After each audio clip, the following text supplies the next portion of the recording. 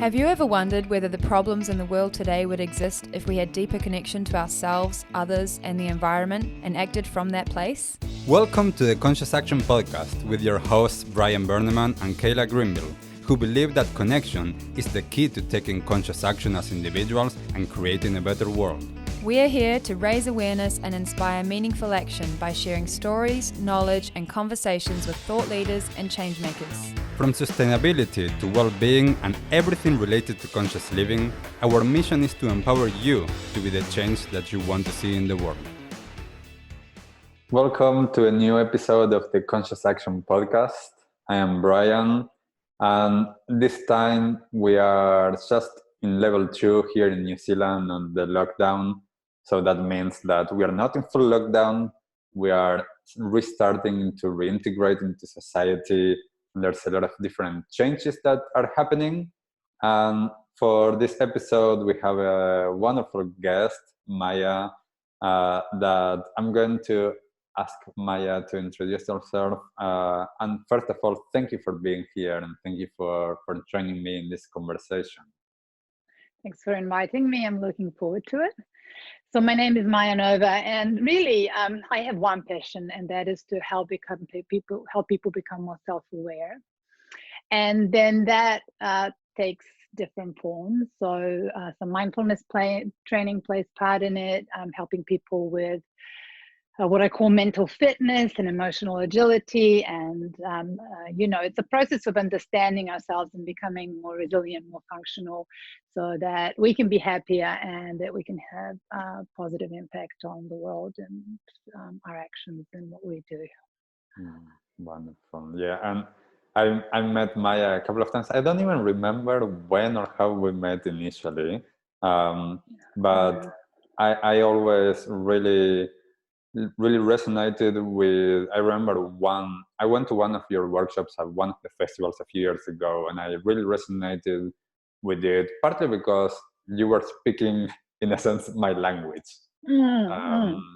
It's not that often that when I go to have conversations with people or when I go to workshops, that most of the words that I'm used to, because they come perhaps from a different background, that you were using that, and I was like, oh yes. So it was really, really nice to be able to do that, and to be able to get people a little bit of what we are talking about, and that. Would you be able to share with us about your journey especially with what you were talking about and what you do and what you're trying to bring into the world? Mm-hmm. What has been your journey from when you were a kid, and what sparked your interest in all of this? Yeah, and obviously that's an epic question, so I will try and be concise. But I wish that it didn't begin as a very happy story. So I had a fairly traumatic childhood, and I grew up through a very difficult time in what used to be former Yugoslavia. And, there was a lot of turmoil. And I was actually, it was a pure luck. If I think now that I had come across the Dharma and the Buddhist teachings in a communist country prior to the internet, it's basically a small miracle. But because my parents were, they were both academics, and we had quite extensive library, and it was one of the books, I remember being 17 years old and coming across a book that was a collaboration between Erich Fromm and Suzuki Roshi. And there was something about this intersection between Western psychology and Western science, and then these ancient, Eastern meditative, contemplative practices, that it just lit me up from the moment that I saw it. And that passion and that particular intersection has really stayed with me for the rest of my life. So it obviously took a number of years for that to develop. I happen to be like a lifelong learner. And so that is something that I continue to always investigate and think, what are some of the ways ways in which we can, and what are the practices in which we can expand our minds, but also what do we understand through the neuroscience and the modern psychology around how our psyche works, how our brains work, and what is that intersection between the brain and the mind, you know?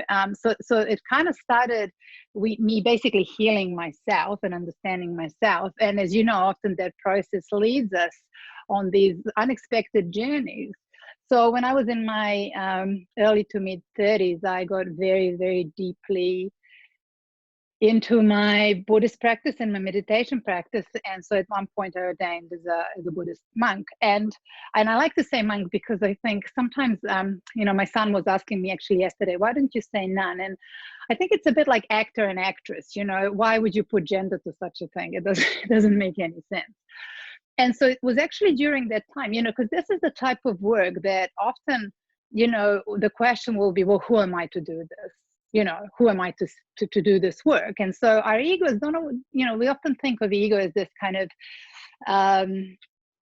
overbearing, overconfident mental state, but often actually our egos can be shadow. They can make us play really small, So I was actually told to teach a beginner's meditation class, and in that process I discovered my vocation, And so then after a number of years, when I left that kind of intense way of living and practicing, then I kind of slowly found my way through that. And interestingly, I predominantly work in the corporate world. And, sometimes, again, this conversation I had with my son, and he's like, really, how did you end up in that space?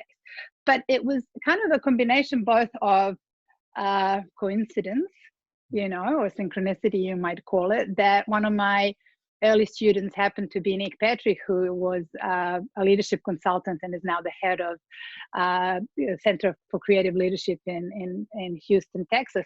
And he took me on board to kind of add value to what he was doing. And then through that, I met, so it was this kind of evolving journey. Then I went on courses and continued to develop and grow. But it seems to me, that in our modern world, and I think you will know about this, that there are serious gaps in our education in the West, and that some of these fundamental practices around being able to self-regulate and use foundational practices as breath and present moment awareness and body awareness, we just haven't been taught any of this stuff. And so you often get people working in their 30s, 40s, 50s that actually absolutely don't have even the foundations of these kind of self-awareness based practices.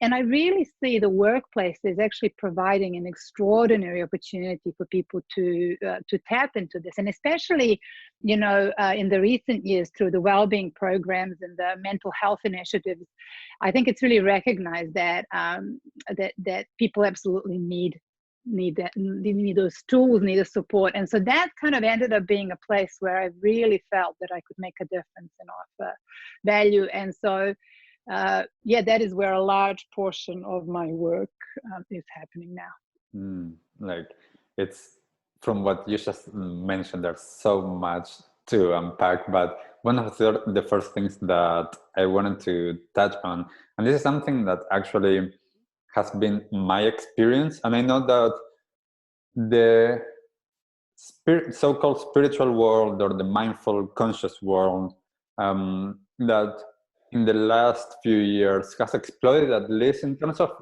people that are leading classes or teaching and all of that. And I have found something that was really interesting last year, and I was talking with a friend, that when I started being on this path of actually being in front of people and facilitating, it was because my teacher, when I was living in the Buddhist center, he basically said at one point, okay, now you start leading. As part of my own training, as part of my own experience, I went there because I wanted to learn more about myself. Like, I wanted to grow and I wanted to understand more, because I thought there's more to life than what I knew, which is basically what you're saying of that missing part of the education. Like, it was a little bit missing for me, although I had really amazing parents that introduced me to all of this when I was a teenager. And I see this huge difference of some of the people that I know that thought this looks like an awesome profession. Like I can be a yoga teacher, or I can be a mindfulness teacher, and I know some amazing people that's their path. But I see, and this is just my opinion, I see a slight difference between those that are leading because that's where the path took them, instead of being like, that looks like an awesome job and I'm going to go and do that. Have you noticed something in terms of that rings true to you? Perhaps not. Yeah, I mean, I don't want to be, cynical or negative, but yeah, it's a very cool thing to do, and there's a whole new age movement, and look, I don't necessarily think that you have to have potentially massive qualifications, but I do agree with you that I think it does depend a lot on motivation and your own earnestness. Like, I think that at a very minimum, people have to really have an established practice, and they have to understand to at least a reasonable degree,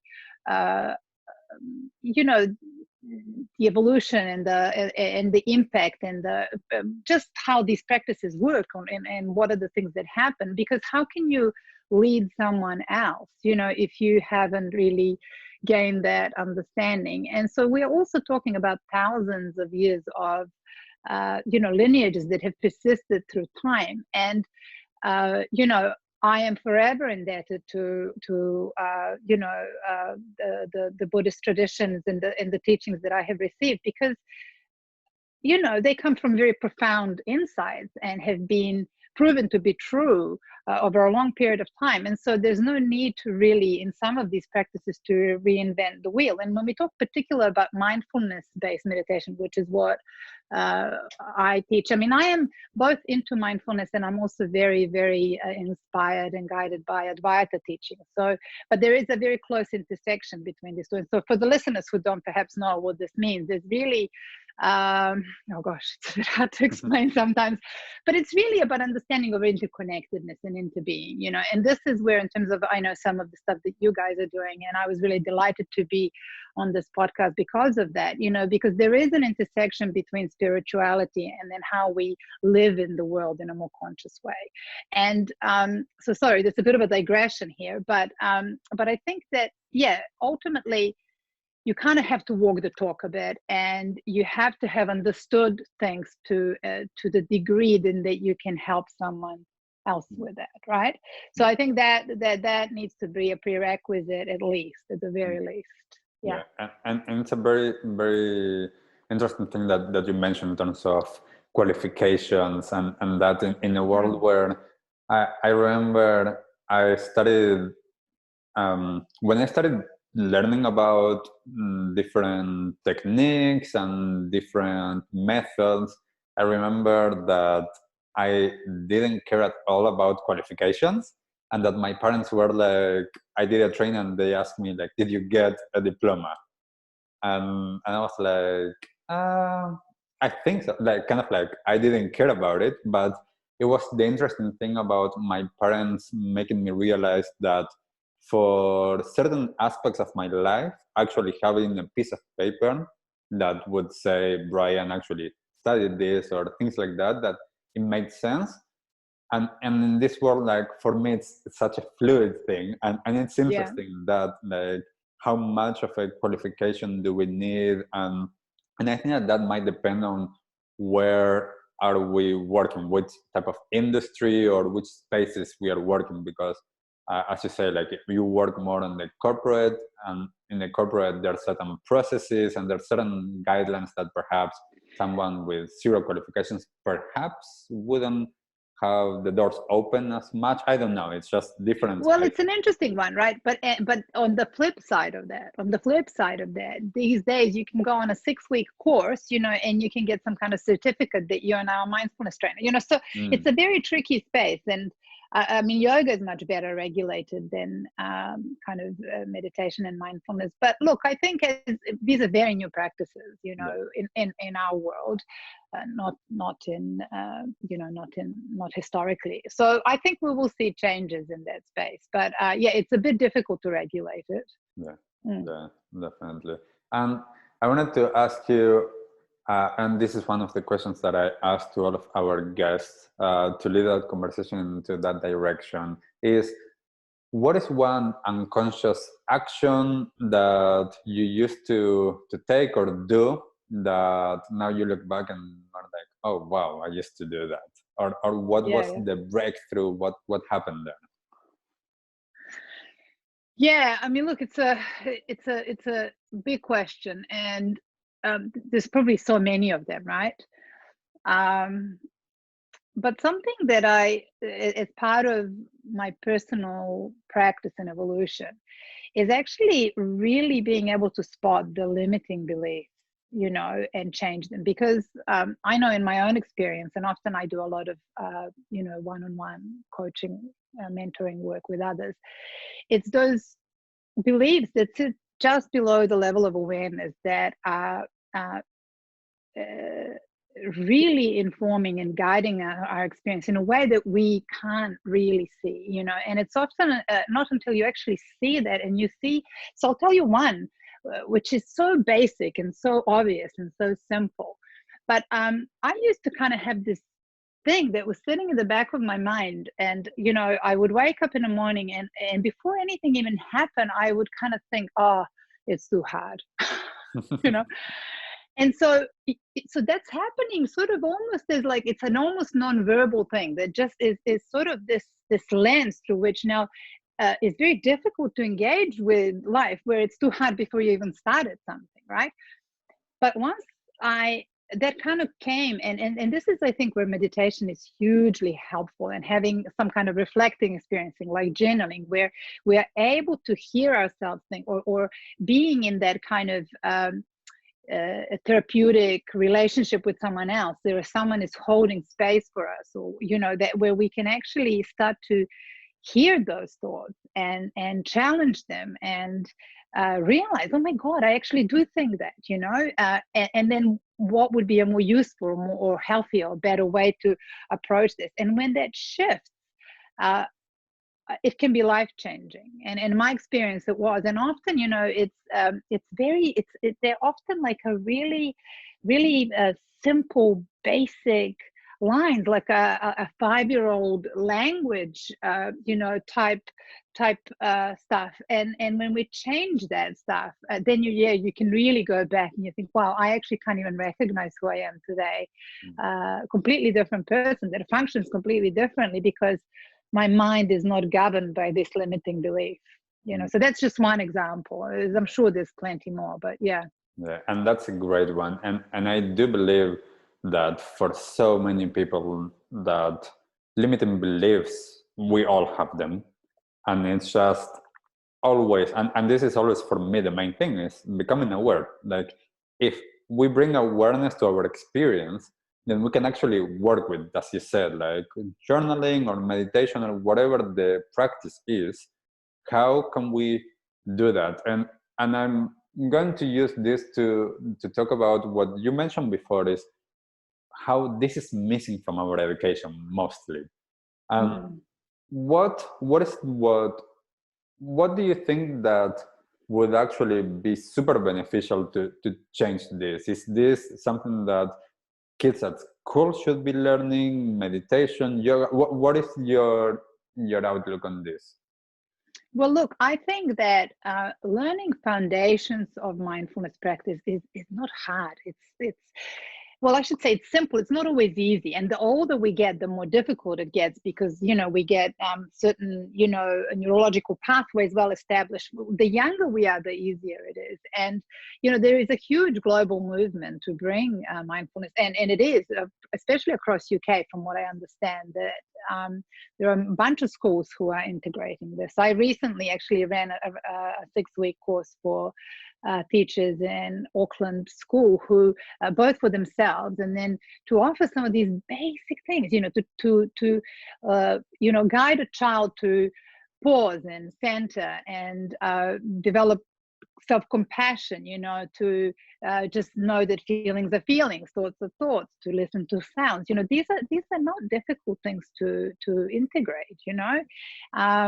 But it's a culture that is so externally focused and so externally motivated and object driven that it's almost like this.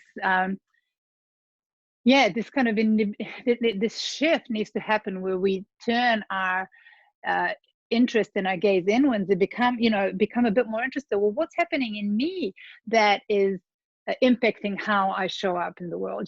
Because otherwise we have this position that this is happening to me, life is happening to me, and I'm just basically helplessly reacting to circumstances, rather than recognizing that that is really just the stimulus, and that how I respond, of course, will completely influence the outcome. And if you can, if you can teach this to young people, I think we would see a huge drop in, mental health issues, and we'll see an increase in confidence. And, because we all have this extraordinary potential, right? Every single human being does. And it's a really tragically missed opportunity not to, at least a portion of our attention, a portion of our energy to use that for these purposes, rather than just external and material success, And I'm all for being successful in the world. It's like, that's something that I've actually had to heal in myself, having gone from like a really radical spiritual journey. I do believe that we can lead happy, integrated, even affluent lives, but that, the portion of our attention and curiosity and regard needs to be with ourselves. Yes, and I do believe that, as you say, these are foundational practices that if we learn them, we actually have that. Like, I know from myself, from my experience, when I was able to actually get it, not just know it in my head, like actually experience it and making it part of my life, since then everything in my life has been way more easy. Like, I'm able to maintain balance, I'm able to be resilient with whatever is happening, because I have those foundations. And I love that you said this, because it's something that I believe it's really simple. It's not rocket science, but sometimes it's very challenging, especially if we don't have this when we are kids. The longer that we wait, the harder that our neural pathways are going to be hardwired, and they are just going to be there for us. And there is something that I find so incredible about what is happening today with, and this is part of your work, is making this union and integration of these ancient Eastern teachings and all of the modern science, neuroscience, and how to use the language of science. Get people to understand this is not this only new age woo-woo stuff. Totally. That's right. And that's what I'm really passionate about, because I myself have started to have quite low tolerance for stuff that's a little bit, we live in an age where there's just so many ideas, so much information, so many people doing everything. How do you find your way? And I have always tended actually towards more simple things, and also things that are evidence-based and that are experiential. Like, if you understand that if you know how to activate abdominal breath, that you can shift your parasympathetic nervous system, which will help you to regulate anxiety. And these are very simple things, and they're absolutely evidence-based. So I think actually, as the years go by, instead of things becoming more complex, actually for me, it's becoming more and more simple. And, really kind of distilling some of these things in a way that I really believe everyone can practice. But I think people need to be willing and ready. And, you know, as Eckhart Tolle once said, well, perhaps they haven't suffered enough yet, you know. So this is the strange thing, you know, is actually that it is the pain of being disconnected to ourselves, the pain of you know, of stress, of anxiety, of depression is tremendous, you know, that and we live in an era where it is like an epidemic. And, you know, that can often guide, you know, reaching a point where you just absolutely cannot bear it anymore, that you become ready really to change. And once you become ready to change and you are earnest about that change, I really don't think, yes, it's easier with children, but anyone at any point can begin, and in a very, very short time can actually see big changes, life-changing experiences within, you know, there have been studies where 3 consecutive days or 6 weeks of practice have produced, you know, visible changes in the brain structure, and people's moods have changed, and their blood pressure is different, you know, and their immune systems are improving. So that's very good news, you know. Yes. And it's been interesting for the last few months with everything that happened with the world going into lockdown, and just a time for stopping a lot of things. Of course, not everyone stopped everything, but I've been wanting for years, and I have been talking about it on my workshops, is how amazing would it be if we can press pause for the entire world for 2 weeks and just rethink, reshape, and do that reset that we desperately need. And I've seen actually like how many people that had the capacity to do it were able to start something new or to develop some kind of practice during this time. I'm super interested in seeing what will happen from here, because as you were just saying, there's some people that need to hit rock bottom to be able to start having that openness to do something different. But there's a lot of people that, especially lately, have been waking up to like, oh, there's something more. It's super interesting. Absolutely. No, I agree with you. And I definitely, everyone that I've spoken to has, you know, whenever I've asked people, do you want to go back to how things were, it's like a resounding no, you know, because if going back to, if normal was the congested motorways and crazy busy and not having any time to do anything meaningful or connect meaningfully to others or spend time with people that we care about, then there's something profoundly wrong with that way of life. And we've kind of known it. I think we have known it for a long time, but it's like an addiction, you know. We're addicted to this way of life, and all the structures in place to support it. And I think I really hope that we're going to see some changes. I think we're already seeing changes as a result of it. And it's just a matter of keeping that thread going and keeping those conversations going and keeping to provide platforms for people to keep, you know, plugging back into that understanding and realizing, you know, I think that's one of the reasons why having a daily practice, even if it's quite short, is very important, because it is that reset button, you know. So yes, it's a wonderful, this was obviously terrible but thing that happened, but there was some I think amazing opportunities in this space as well. But, you know, going on a retreat or going on a holiday, but that can only happen maybe, you know, once or twice or a few times a year if you're really lucky. So what are these micro resets that we can do every day? Every day is like, you know, just like you would refresh a screen. Instead of having this load, and, you know, cognitive load is something that I talk a lot about, especially in the corporate world, you know, where we literally don't have the headspace. We are time poor, you know, to actually have even a degree of clarity. So it's literally like a, you know, like a hamster on a wheel, and that's an exhausting way of life that is not rewarding.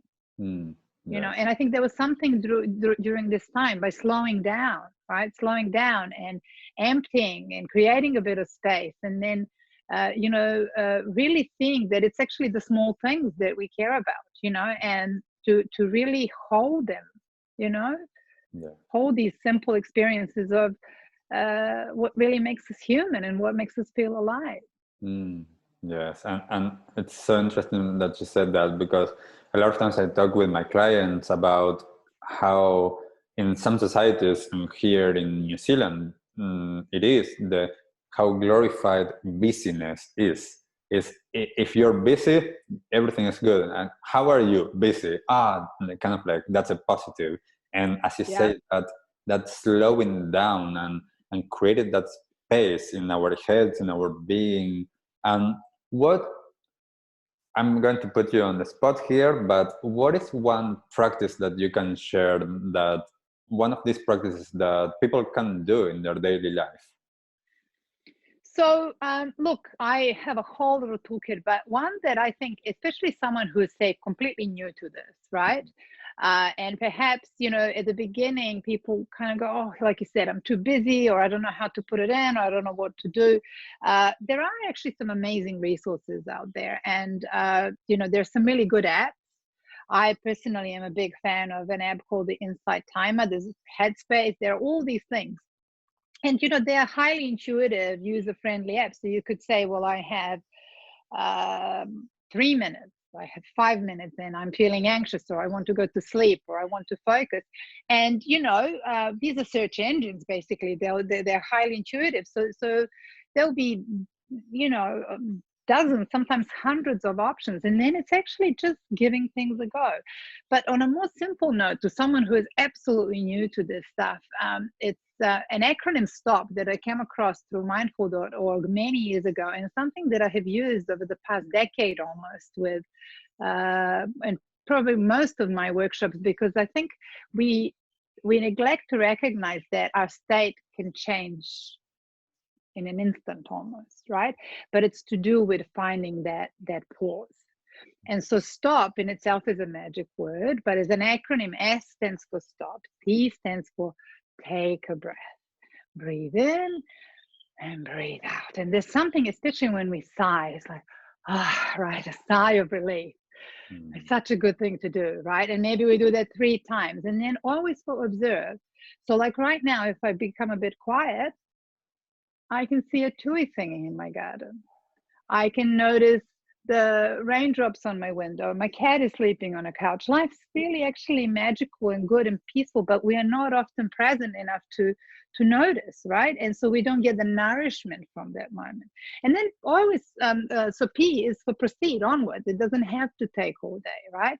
So stop, take a breath, observe, and then proceed. And then, these micro resets, we can do that many times a day. If we notice that we are overwhelmed, or that we're getting stressed, or we are anxious, we look for solution everything else rather than where it can be found, which is here. Oh, if I'm anxious, my tummy is tight, and I'm clenched, and my breath is shallow.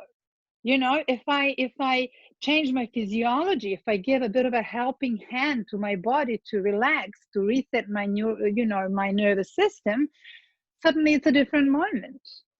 And I feel a bit more. I mean, it's amazing. Within 5 minutes, we can have radical changes happen. Yes, amazing. Thank you for sharing Yeah. that. I really like that. And I mean, it's part of my experience. It's a lot about being able to use my body, use my breath, and that energy to shift whatever is happening. If I find myself in a place that it's not what I want to be in my energy or in my mind. And of course, for the last 15 years that I have been truly practicing this, I can catch myself so fast now. Yes. Which it wasn't the case before. And I would love to ask you, going back in your experience, because I know what it was like for me when I went from living in cities to suddenly I was living in a Buddhist center in the middle of a mountain, just a few people practicing. It was such a different lifestyle. What was your experience like living as a Buddhist monk or nun, depending on how you want to call it? Yeah. What was your daily life like there? So it's an interesting thing, you see, because I actually was practicing in an urban type of environment. So I went on retreats into retreat places, but most of my practice, my Buddhist center was in a suburb. And so that practice, in a lot of ways, actually really helped to integrate me into daily life, because it wasn't about stepping outside of the world. It's actually being in the world, but finding that inner peace that comes from a discipline and from letting go of things that are not necessary. So it's that simplicity of life, and it's a very sort of sounds a little bit like the cliche, but what do we really need? All these things that we think we need, ultimately you realize actually one of my great learnings in life has been proven to be true again and again and again, that less is really often more. So this was something about that deliberate conscious simplicity, and really trying to imbue daily activities with mindfulness, more so than in this particular tradition that I was practicing, more so than focusing more on developing deep meditative states. So I did that actually after I disrobed, and I practiced in Thailand for a bunch of years, over a bunch of years, going a number of times and going on these really deep meditative practices. And you gain some pretty powerful insights, but then it's a little bit more difficult to integrate back into the crazy world. So I think what has served me the most is actually, and this is how I try and live my life now, is that part of me will always be a monk. Really, it doesn't matter what I look like on the. It's not as much of what you look like on the outside, but it's about actually letting go of attachment to things. It's about deliberately being really vigilant with our inner state. It's about practicing self-compassion and practicing kindness towards others, and about all these things. So it's like, if you can have daily practices in place, and daily even small rituals, and then staying really connected to some of those foundational principles, or some people call them precepts. It's possible to do that in our everyday lives, but it helps, I think, at the beginning of practice. It's good to create a little bit of safety. I often use this analogy. It's a bit like when you want to grow a seedling, and if you put seedling into really harsh environment and into direct sun or very strong wind, it's just not going to survive. So when you try and grow a seedling, you are being, you're tending to it with care, and you're providing nourishment and shade. And so I think when our self-awareness is first budding, it needs a bit of that gentle protection and care. And that's, I think, something to be aware of, really. And it's so many things that just resonated from what you said, because I found that for me, one of the biggest things since I've been on this journey has been how to integrate all of this into daily life, and knowing that it's possible, because it's possible for me. So if it's possible for me, it's possible for everyone else, because there's nothing really different. And there's something that I remember that my teacher used to say, that it was, you have what you need, you are what you seek. And that always stuck with me, because it reminded me that I already have the answers. I just need to understand that. I need to let go of that which is preventing me from seeing that I do have all of that potential. I do have the answers. I just have been conditioned to think differently. And we all have different conditioning, of course. And this is why, for me, the Buddhist teachings were so important, because it came back to that place of non-attachment, compassion, kindness. And I try a lot to get out of, even a lot of times, not even mentioning Buddhism. Even though that's where most of my understanding comes from, because these are universal teachings. Love, kindness, compassion, like self-compassion, non-attachment. And and how amazing wisdom, all yeah, these things, right? how Yes. amazing the world looks like when we all take that into practice. And I remember, and I use this sometimes, like when I post things, that the Dalai Lama said, and like someone asked him, how do we achieve peace? And he said, teach every 80-year-old in the world how to meditate. And Yeah. it's simple. And I just want to say something here, because I think it's really important to understand that even though there is something that is our true nature, right? That because of the conditioning and the life experiences and the pressure of the world and the dynamics in the household or at work, it's not easy, right? No. And even after 25 years of practice, I still have to find ways to encourage and inspire myself and hold myself accountable, you know. And I mean, I'll show you, like I have a little habit trackers, you know, and things like that's on my wall. And every time I do a practice, I put a dot. And if I don't, well, then I kind of go, okay, this is the reality of it. In my mind, I thought I was doing yoga every second day, but actually, you know, that's not actually what it's like, you know. So it doesn't have to be high tech, you know. And a book that I really got a lot of in kind of more secular way is a book called Atomic Habits by James Clear. And, you know, a whole lot of good science around this idea of becoming 1% better, you know, because I think a big obstacle with people, especially when it comes to something like meditation, is this idea that somehow you should attain these sublime states and you should be able to be in this, you know, perfect equanimity and peace, and that should be this kind of unchanging state is a crazy idea, right? And it's actually more about meeting ourselves where we're at and developing day by day. You know, it's like a muscle. It's just like going to the gym, but we have to show up. And it's the showing up that matters the most. One of my teachers said, you know, the only bad meditation is the one that you haven't done.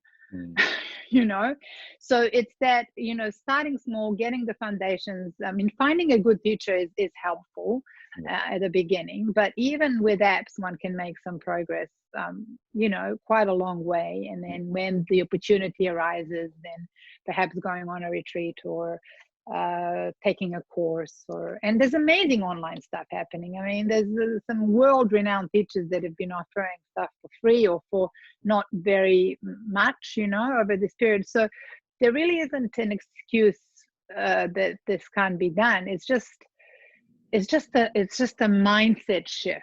And I agree with you. For me, keyword is integration.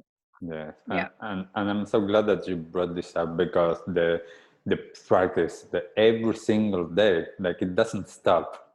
Like I know that, yes, I have understood a lot of things in the past 15 years about myself and my experience, but every single day I need to keep on staying on top of it, because if not, then I will become less and less aware.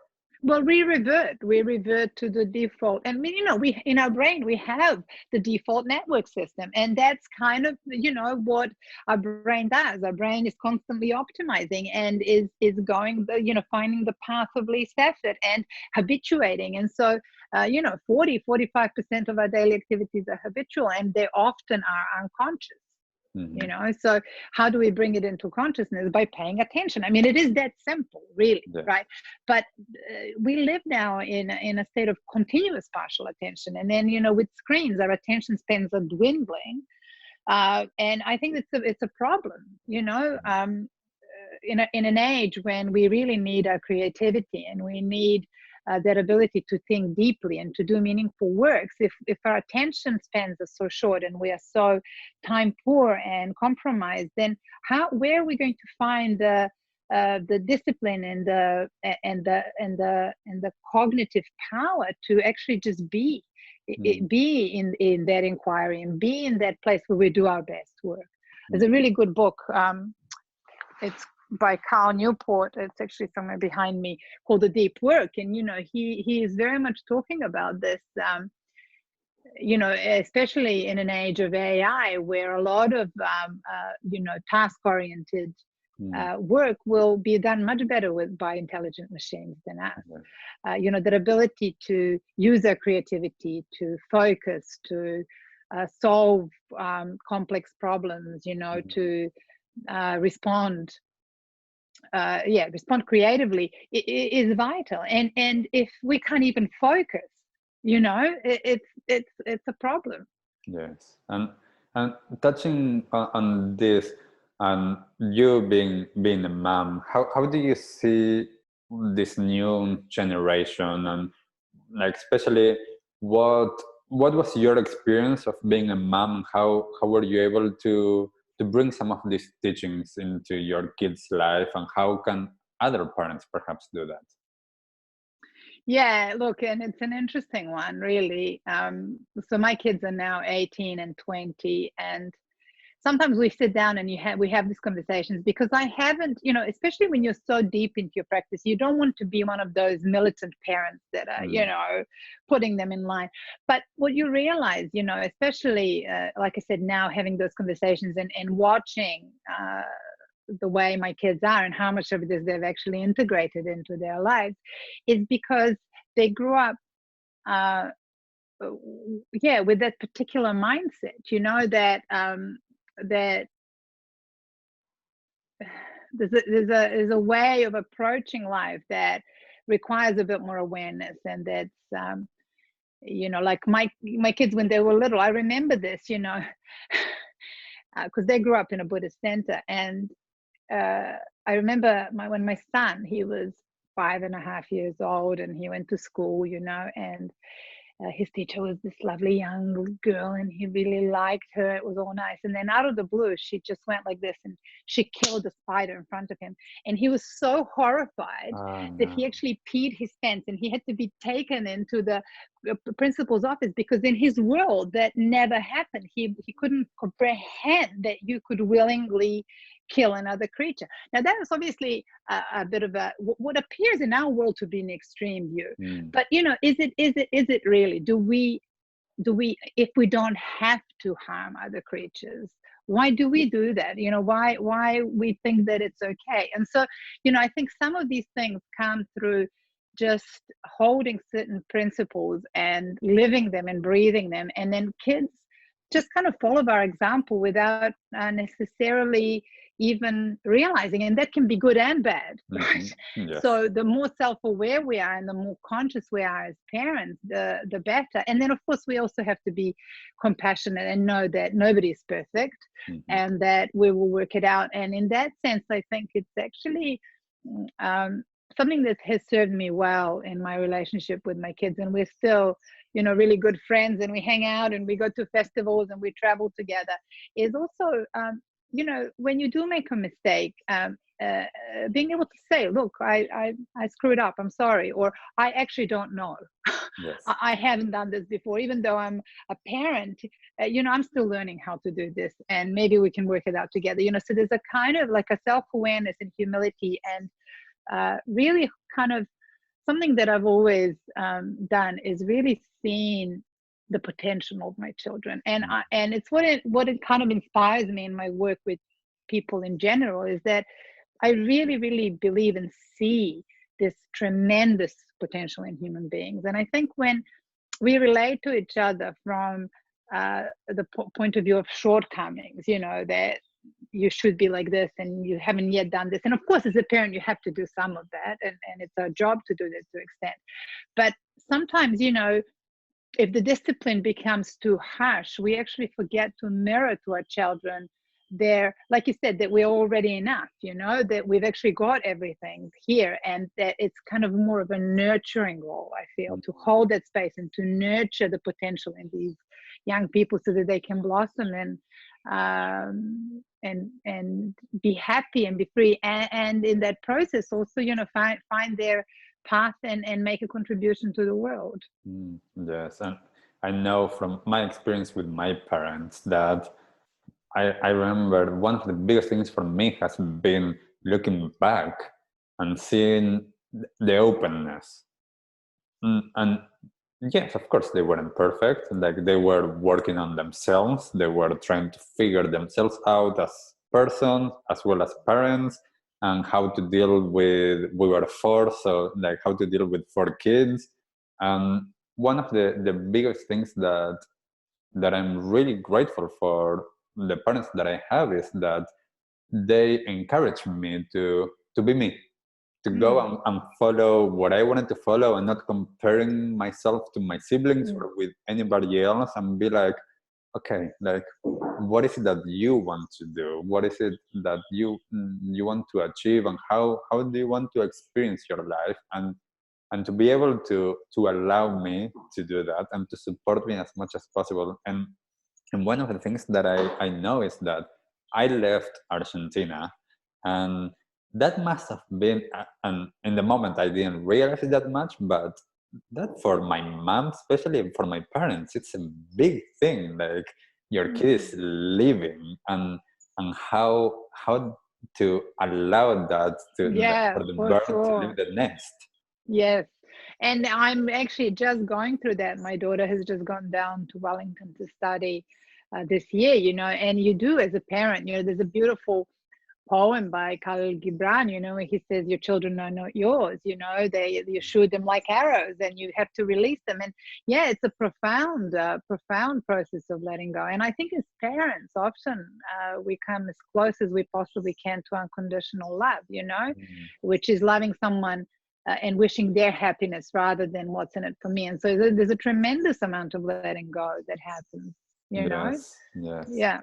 It's such an important work, and I think that there's more and more what it's called conscious parenting now, that it's just basically more and more people and parents becoming aware of themselves and the way that they are allowing and educating and helping to shape, in a sense, like, their kids' life. And I think that now there's such a huge potential, as you say, like, what's the impact that they will have in the world, and to be able to foster that into our life. Yeah. And Yeah. what I don't want to take so much of our time on this conversation, because I know that we could continue for days. So I'm just going to ask you a few questions to get towards the end of this conversation. So you have already recommended a few books, but and this can be again one of those. What is a resource that you would recommend to others? I think especially for people who are wanting to get a bit of practice going, is download an app. just do that, because sometimes an action precedes clarity, and just by choosing to spend even a few minutes quietly, and often that sense that I don't know how to do it, I don't know what I'm doing. So the app that I really love and recommend is called Insight Timer. It's a free app. It has it's very intuitive. It can let you track your progress. It's pretty much all the best modern day teachers are all there for free. Instead of listening to your stressful thoughts, you could just listen to someone wise guide you through a really effective 5-10 minutes of meditation. You also have a timer function on it where you can actually time yourself. So there are others as well, but that's something that I think is a very simple, easily accessible, free, powerful resource that people could use today. Yes, wonderful. And I'm going to, even though I know that there's so much and so many teachings and so many aspects of the teachings that we can talk about, what is your one go-to tip for people? So let me just understand this. Is this from me, or is it what I go to practice? You can say both, like what you would recommend to others, and also what's your personal one. Yeah. Go outside. Nice. Go outside. Nature, we are earthlings. It is, and research tells us, that just even 15 minutes of walking outside and seeing the green, the blue, can raise your serotonin levels, but I think it's something like 13.5%. But it's about actually having that little bit of quiet time and being with ourselves in an environment that helps us to step outside our minds. It helps us to get off the screen. Honestly, 15-20 minutes outside, especially if we can combine that with some mindfulness practice and actually being present and in our bodies and doing some deep breathing, I think that's a very powerful restorative practice. Yeah. Yes, beautiful and so needed. And I mean, I know since I've been here in New Zealand, like we are so lucky of how beautiful the spaces are that we have here. But as you say, even just anywhere, just going outside for a I walk. mean, in any season, and the more mindful you are, it doesn't matter. It really a tree is enough. Like during the lockdown, some days I would be quite busy because I would be delivering, webinars and working with people. But just walking to the end of my road and back, and taking 15 minutes and just slowing down, and that can be a powerful reset. And the moment you step outside, you're really stepping into the miracle of life, and the more we pay attention, even the smallest things are so profoundly life affirming. Like I have, a swan plant just outside my door, and you can see this kind of whole life cycle of butterflies, and there are tuis living in the trees in my garden.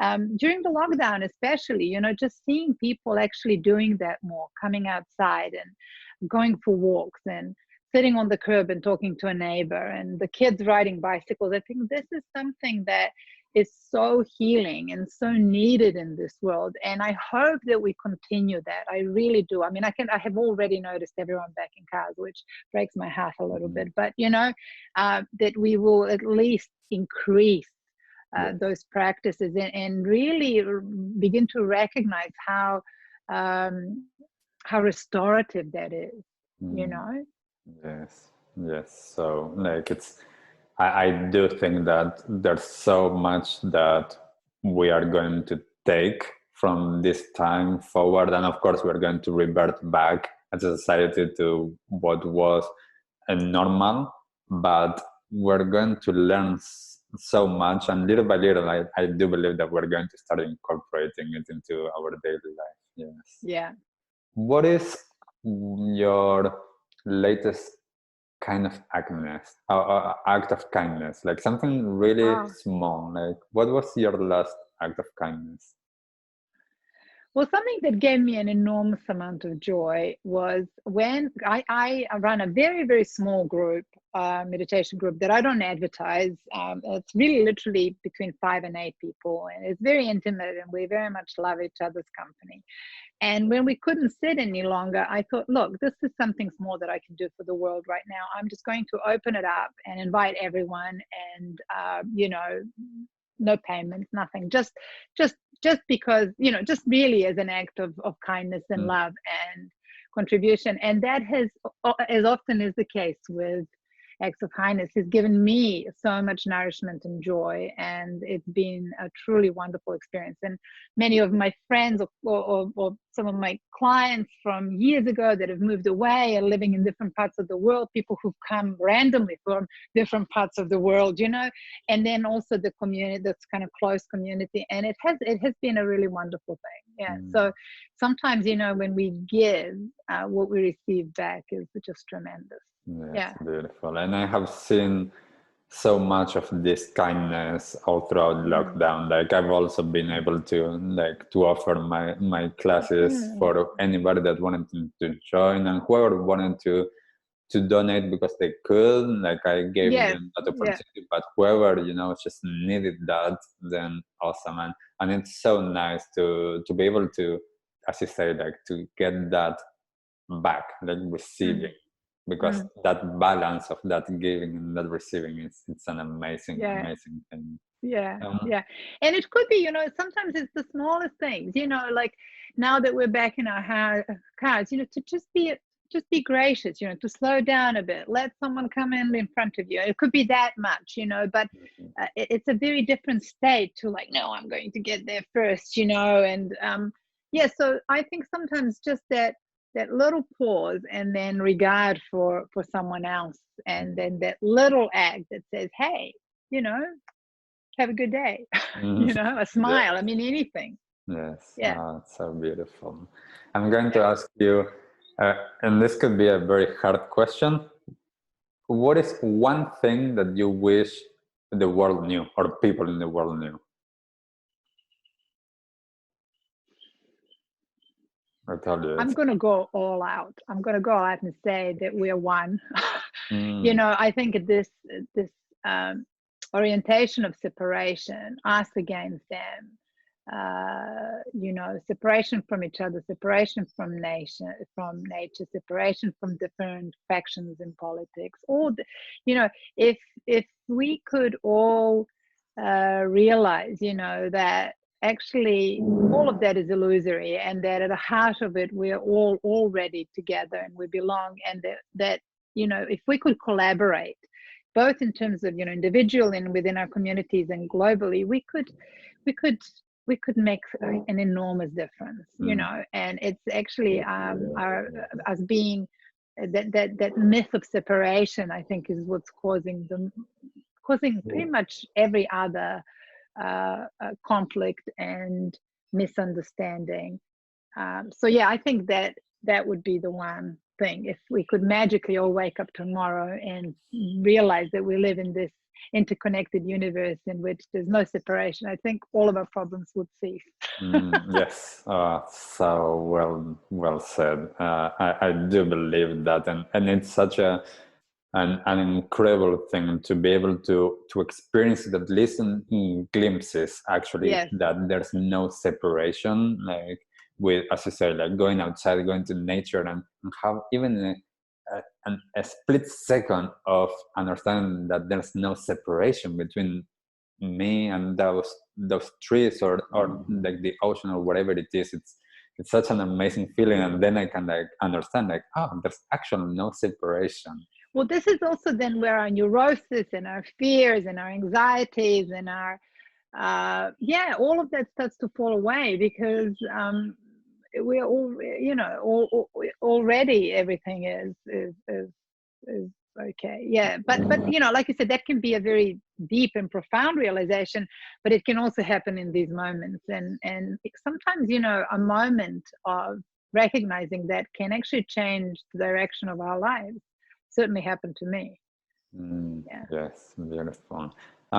To close this talk, what is what can people do to find you, and what would, like, how can people find you, and what is coming for you next that people can take part of? So at the moment, still things are online. I do run webinars occasionally that people can jump on board of. I offer you know, one-on-one coaching, and as we emerge from level 2, hopefully there is a retreat still coming up. So if people just go on my website or sign up to my newsletter, so my website is mindbalance.co.nz, and I blog every week, and that's something, again, that was a real joy for me, because, you know, sometimes it's a vulnerable thing to put ourselves out into the world, or our thoughts, and so many people have come back and said, hey, thank you, that was really helpful, or that I resonated with that. So that's also a good way to keep in touch with me, because I share, you know, just a little mindful musing every week.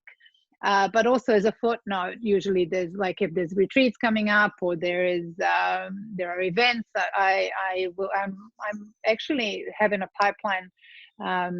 Last year I had a series of really successful and well-attended mindful leadership retreats, and so I'm thinking now about creating sort of like a 90-minute masterclass workshop at an affordable rate. So there's a few things in a pipeline coming up, and a bunch of these types of conversations around the power of mindset with some really interesting individuals. So people can find about that if they go on my website and just click, you know, and subscribe to my newsletter, and then they can stay in touch. And I kind of have a small presence on Facebook and Instagram, but I mostly post on LinkedIn. So that's for those people who use those platforms. That's where I'm most active.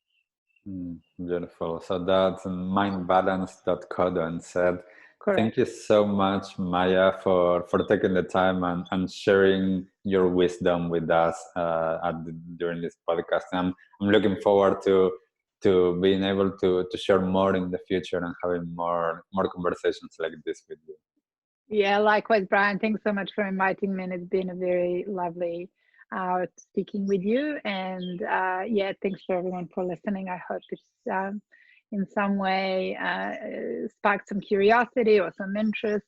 And feel free to get in touch. Yeah. Yes. And so if you are listening to this podcast, we would love for you to share what resonated with you from what you heard. And if there's a practice that you already have, we would love to know that. And thank you for being here, for listening. And we'll see you on the next episode. Bye. Bye. What did you like the most about this episode? Take a moment to think about what change you can make in your life today. Share your conscious action on social media using #ConsciousAction and tagging @ConsciousActionNZ so we can celebrate your impact on the world and create a ripple effect. One easy action we would love for you to take right now is to share, like, and subscribe to this podcast. This will help us get these messages out into the world and inspire more people to take conscious action in their own lives, contributing to the better world we hope for.